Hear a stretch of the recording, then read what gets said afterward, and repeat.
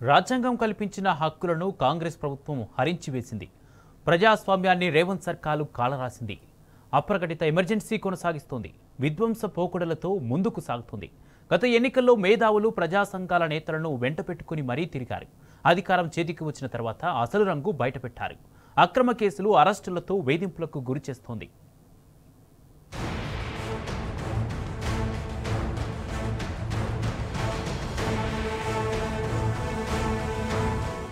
Congress party తన వక్రబుద్ధి ఏంటో చూపించింది. 6 గ్యారంటీలు కాదు, 7వ గ్యారంటీని సంకెళ్లు వేసి అమలు చేస్తోంది. మేధావులు, ప్రజాస్వామ్యవాదుల హక్కులను హరించి అప్రకటిత ఎమర్జెన్సీ విధించింది. రాజ్యాంగ మౌలిక సూత్రాలకు తిలోదకాలు ఇచ్చింది. భావ ప్రకటన స్వేచ్ఛపై బందూకు ఎక్కుపెట్టింది. ఇందిరమ్మ రాజ్యం అంటే ఇదేనా అని మేధావులు ముక్కున వేలేసుకునే పరిస్థితి తీసుకొచ్చింది. అసలు మనం తెలంగాణలో ఉన్నామా, లేదంటే ఏదైనా టెర్రరిస్టు ప్రభావిత దేశంలో ఉన్నామా అనే సందేహం కలిగేలా తయారైంది పరిస్థితి. హక్కుల సంగతి దేవుడెరుగు, కనీసం గొంతెత్తి మాట్లాడే అవకాశం లేకుండా పోయింది. రాష్ట్రంలో నిర్బంధాన్ని యథేచ్ఛగా కొనసాగిస్తోంది రేవంత్ సర్కార్. ప్రజాస్వామ్యవాదులు మాట్లాడే అవకాశం లేకుండా పోయింది. గాయకులు గొంతెత్తి నినదించే పరిస్థితి లేదు. రేవంత్ నిర్బంధ పాలనలో యావత్ తెలంగాణ మూగబోయింది.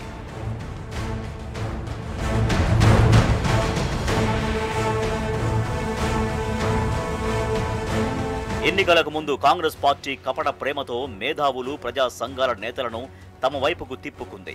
ప్రజాస్వామ్యం, పౌర హక్కులపై ప్రగల్భాలు పలికింది. మార్పు మార్పు అంటూ మేధావులచే ప్రచారం చేయించింది. రేవంత్ ట్రాప్లో పడిన మేధావులు సైతం గత ఎన్నికల్లో హస్తం పార్టీకి ఒక్క అవకాశం ఇవ్వాలంటూ కాలికి బలపం కట్టుకొని తిరిగారు. ఒక రకంగా చెప్పాలంటే కాంగ్రెస్ పార్టీ బి టీమ్గా పనిచేశారు. 6 గ్యారంటీలతో పాటు పౌర హక్కులు, ప్రజా స్వేచ్ఛ, 7వ గ్యారంటీ అంటూ ఉదరగొట్టారు. ఏడాది కాంగ్రెస్ పాలన తర్వాత గానీ బోధపడలేదు 7వ గ్యారంటీ ఏంటో. అటు ప్రజలకే కాదు, కాంగ్రెస్ కు అంటగాగిన మేధావులు సైతం ఇప్పుడు లబోదిబోమంటున్నారు. ప్రశ్నిస్తే పాపం, నిలదీస్తే నిర్బంధం. ఇదే ఇందిరమ్మ రాజ్యమని బోధపడింది. 6 గ్యారంటీల గురించి నిలదీసిన వారిపై రేవంత్ సర్కార్ నిర్బంధం అనే అస్త్రాన్ని ప్రయోగిస్తోంది. ఇందుకు మేధావులు సైతం అతిథులు కారు. అందుకే కాంగ్రెస్ పార్టీ గెలుపు కోసం శ్రమించిన మేధావులు, పౌర హక్కుల నేతలు సైతం ఊచలు లెక్కబెట్టే పరిస్థితి తలెత్తింది.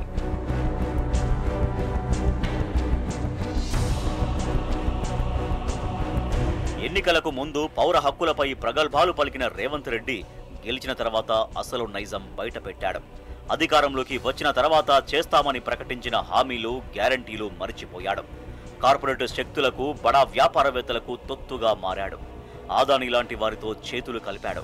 ప్రజా సంపదను యథేచ్ఛగా కొల్లగొడుతున్నాడు. పరిశ్రమల పేరుతో కొత్త నాటకానికి తెర తీశాడు. నియోజకవర్గంలో ఫార్మా కంపెనీ పేరుతో గిరిజనుల భూములను అప్పనంగా కొల్లగొట్టే ప్రయత్నం చేశాడు. భూములు ఇవ్వమని జనం తేల్చి చెప్పినా, తెగేసి ప్రకటించినా లెక్క చేయలేదు.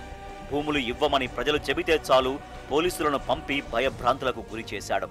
రేవంత్ రెడ్డి, మీకు ఇందుకేనా మేము అధికారం ఇచ్చింది? గ్యారంటీలు అని చెప్పి మోసం చేశావు. ఇచ్చిన హామీలేవి?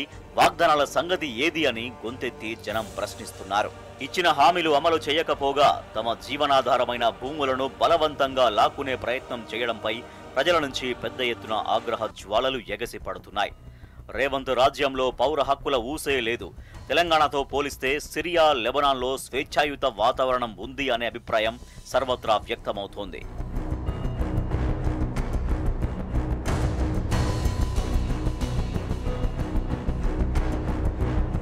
మేధావులు, ప్రజా సంఘాల నేతలపై కూడా రేవంత్ సర్కార్ అక్రమ కేసులు పెట్టి వేధిస్తోంది.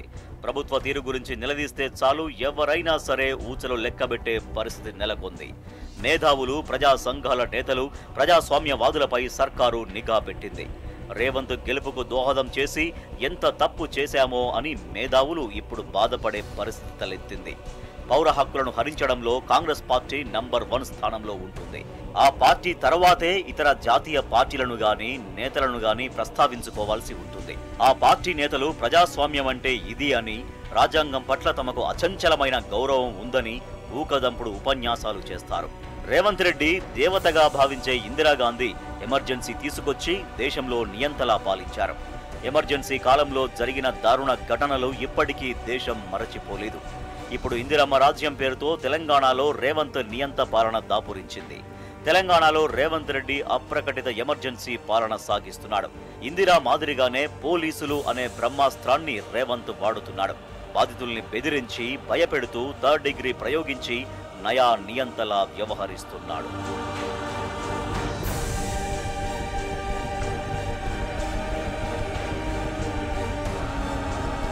ప్రజా సమస్యలు ప్రస్తావించిన వారిపై రేవంత్ సర్కార్ నిర్బంధమనే అస్త్రాన్ని ప్రయోగిస్తోంది. ప్రతిపక్షాల గురించి ప్రత్యేకంగా చెప్పాల్సిన అవసరం లేదు. ముఖ్యంగా బీఆర్ఎస్ నేతలు లక్ష్యంగా రేవంత్ రెడ్డి నియంతృత్వ వైఖరితో బరితెగిస్తున్నాడు. బీఆర్ఎస్ నేతలు వేలాది మంది కార్యకర్తలపై రేవంత్ సర్కార్ తప్పుడు కేసులు పెట్టి శునకానందం పొందుతోంది. రేవంత్ పాలనలో ప్రభుత్వానికి వ్యతిరేకంగా మాట్లాడొద్దు, నిరసన తెలుపొద్దు, ఆందోళన జోలికి పోవద్దు, ధర్నా చేస్తే చాలు నేరుగా జైలుకు తీసుకెళ్లి అణచివేత ధోరణిని అవలంబిస్తోంది. ప్రభుత్వాన్ని ప్రశ్నించడమే నేరమైంది, ప్రభుత్వ విధానాల్ని నిలదీయడమే తప్పైంది. జనం బాగుకోరి ప్రశ్నించిన వారిపై దేశ ద్రోహులుగా ముద్ర వేస్తున్నారు. రేవంత్ రెడ్డి పాలనలో రాష్ట్రం పోలీసు రాజ్యంగా మారింది. ప్రభుత్వంపై వ్యతిరేకతను పోలీసుల లాఠీలతో అణిచివేస్తోంది. రాజధాని హైదరాబాద్లో ఇందిరా పార్కు వద్ద ఆందోళన చేయకుండా ఆంక్షలు విధించింది. ఇందిరా పార్కు అంటే నిరసనలకు కేంద్ర బిందువు, నిరసనలు చేసేందుకు ఉన్న చోటు.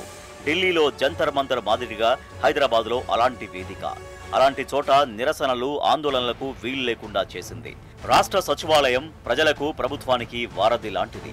పాలనా కేంద్రమైన సచివాలయం వద్ద 144 సెక్షన్ అమలు చేశారంటే రేవంత్ సర్కార్కు ప్రజలు అంటే ఎంత భయమో ఇట్టే తెలిసిపోతోంది. అంతెందుకు, సుందరయ్య భవన్ వద్ద కూడా పోలీసుల నిషేధ ఆంక్షలు కొనసాగుతున్నాయి. భవన్లో సభ పెట్టుకునేందుకు ఖాకీల అనుమతి కావాలని నిబంధన విధించారు అంటే అభద్రతా భావం ఏ స్థాయిలో ఉందో అర్థం చేసుకోవచ్చు. ప్రజాస్వామ్యంలో మేధావులు, ప్రజా సంఘాల పాత్ర కీలకం. రాజ్యాంగం కల్పించిన హక్కులు ప్రజలకు చేరేలా చేయడంలో పౌర సంఘాలపై బాధ్యత ఉంది. రేవంత్ హయాంలో అందరి గొంతు నొక్కేశారు. ఏ ఒక్క అంశంపై మాట్లాడకుండా నిర్బంధం విధించి నియంతలా ప్రవర్తిస్తున్నారు.